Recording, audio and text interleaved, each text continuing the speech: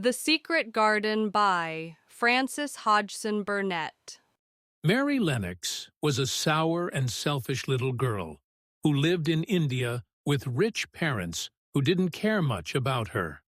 She was raised by servants, and no one taught her to be kind or loving. When a terrible disease spread in the house, her parents died, and Mary was left alone. Mary was sent to live with her uncle, Mr. Archibald Craven, in a big old house called Misselthwaite Manor in the English countryside. The house was gloomy, full of closed doors and strange noises.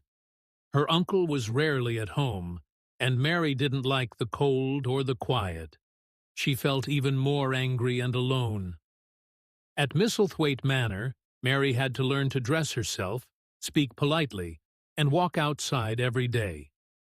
A kind maid named Martha told her stories about the moor and her brother, Dickon, who loved animals and plants. One day, Mary heard about a secret garden.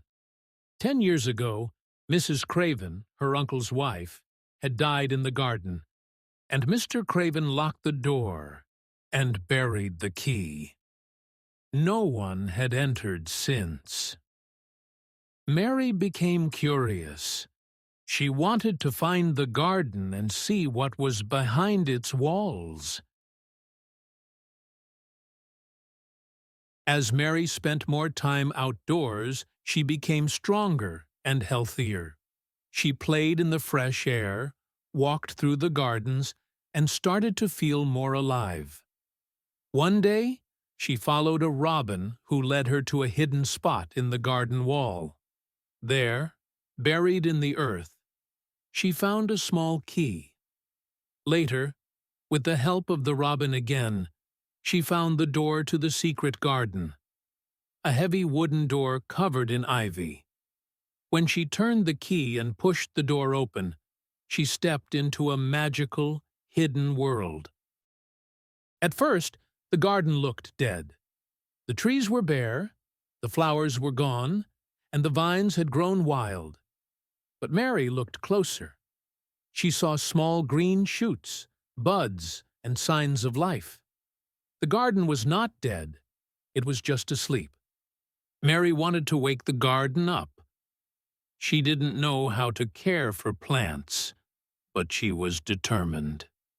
She started to weed and dig.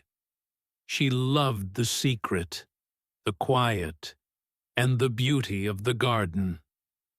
She asked Martha to send Dickon to help her. Dickon was kind, gentle, and full of love for nature. Animals followed him, and plants seemed to grow where he walked. When he met Mary, he didn't judge her. Instead, he taught her how to care for the garden, how to dig, plant, and talk to the flowers. The two children worked side by side, bringing the garden back to life. As the garden bloomed, so did Mary. She laughed, smiled, and started to feel happy. One night, Mary heard something strange, a child crying. She followed the sound through the dark halls of the manor. Behind a door, she found a boy lying in bed. It was Colin Craven, her cousin. Colin was always sick and believed he was going to die. His father kept him hidden away because he reminded him of his dead wife. Mary wasn't afraid. She talked to Colin like a real person, not like a poor, broken boy.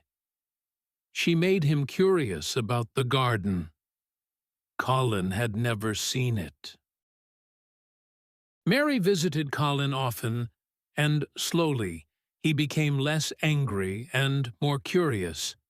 She told him about the secret garden, and finally, they made a plan to sneak him outside. With Dickon's help, they took Colin in a wheelchair to the hidden door. When he entered the garden, he was amazed. It felt like a magical place full of life and peace. Each day, Colin spent time in the garden. As he laughed and breathed in the fresh, incredible happened, he began to feel stronger. The garden helped Colin grow. Day by day, his legs became stronger. He practiced walking, first with help, then by himself. He believed in the magic of the garden, and he believed in himself. One day, he stood up without help. Then he walked. It was a miracle. Mary, Dickon, and Colin kept the garden a secret. They laughed, played, and cared for the flowers and trees together. Their hearts were full of joy. Far away, Mr. Craven felt sad and tired for years. One night, he had a dream of his wife calling him to return to the garden. He came home, not knowing what to expect. When he reached the garden wall, he opened the door, and there stood Colin, walking and smiling. Mr. Craven was shocked and overjoyed. He hugged his son and thanked Mary and Dickon. The garden had not only healed Colin, but also helped Mr. Craven's heart begin to heal. From that day on, Misselthwaite Manor was full of light and laughter.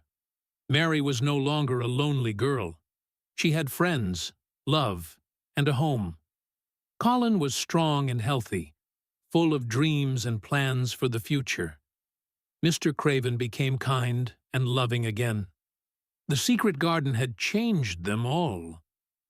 It taught them about love, hope, friendship, and the healing power of nature. And though the garden was no longer a secret, it would always be a place of magic for those who believed in it.